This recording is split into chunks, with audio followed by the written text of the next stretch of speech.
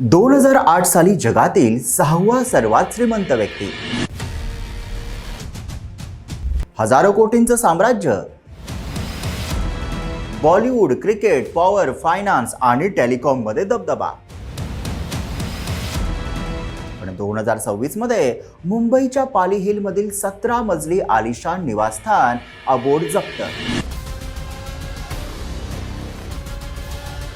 हे तेच अनिल अंबानी आहेत ज्यांच्या नावावर एकेकाळी हजारो कोटींची कंपनी होती रिलायन्स कम्युनिकेशन, आणि ज्यांचे भाऊ मुकेश अंबानी यांनी उभी केली देशाची टेलिकॉम क्रांती रिलायन्स जिओ. अनिल अंबानींचं एवढं मोठं आर्थिक साम्राज्य, पण मग नेमकं काय घडलं? कर्ज का फेडलं गेलं नाही? बँकांचा पैसा गेला कुठे? आणि खरंच अनिल अंबानी बेघर झालेत का? आज आपण पाहणार आहोत.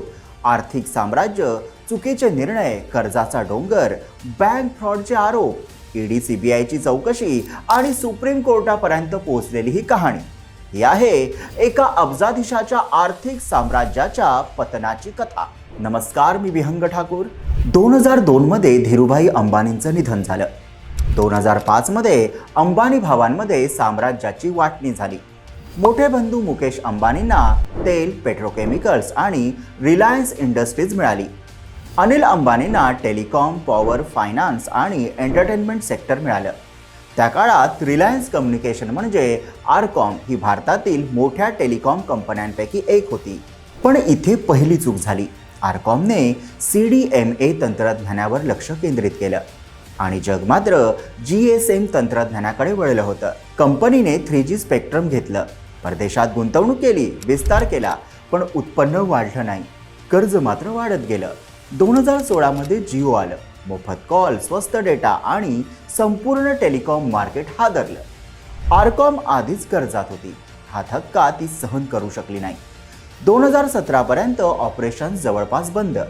कर्ज सुमारे 46,000 कोटींपर्यंत पोहोचलं. आरकॉमने स्वीडनमधील टेलिकॉम कंपनी एरिक्सन सोबत नेटवर्क ऑपरेशनचा मोठा करार केला होता. या करारानुसार एरिक्सन आरकॉमचं नेटवर्क सांभाळणार आणि त्या बदल्यात मोठी फी मिळणार होती. पण हळूहळू ही फी थकू लागली. एरिक्सनने सुमारे 1500 कोटींचा दावा केला. प्रकरण पोहोचलं नॅशनल कंपनी लॉ ट्रायब्युनलमध्ये. या दरम्यान अनिल अंबानी यांनी वैयक्तिक हमी देत सांगितलं की 120 दिवसात 550 कोटी देऊ. मात्र दिलेल्या वेळेत पैसे भरले गेले नाहीत. मग केस गेली सुप्रीम कोर्टात. सुप्रीम कोर्टाने स्पष्ट शब्दात आदेश दिला. ठरलेली रक्कम न भरल्यास 3 महिन्यांचा तुरुंगवास होऊ शकतो.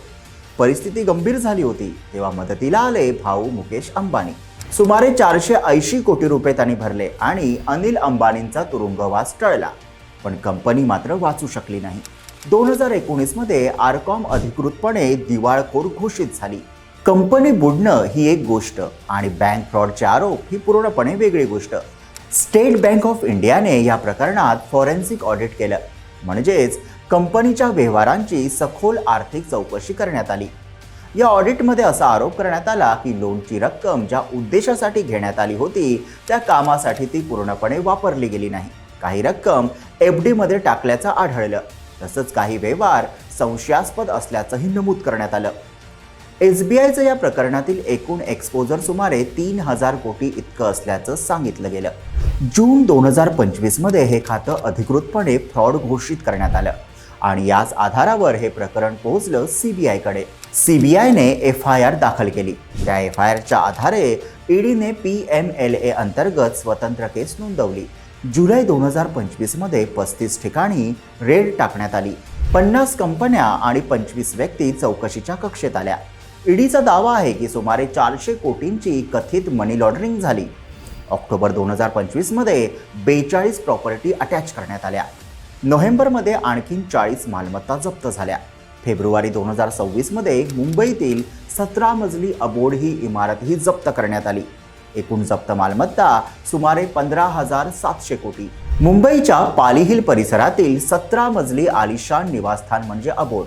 अंदाजे किंमत सुमारे 3,716 कोटी. या घराबाबत आरोप असा आहे की ते एका कौटुंबिक ट्रस्टमध्ये ट्रान्सफर करण्यात आलं आणि ईडीचा दावा आहे की बँकांची वसुली टाळण्यासाठी हे पाऊल उचललं गेलं. दरम्यान सुप्रीम कोर्टाने या प्रकरणातील चौकशीला झालेल्या विलंबावर नाराजी व्यक्त केली आणि SIT स्थापन करण्याचे आदेश दिले. अनिल अंबानी यांनीही कोर्टात हमी दिली की ते परवानगीशिवाय देशाबाहेर जाणार नाहीत.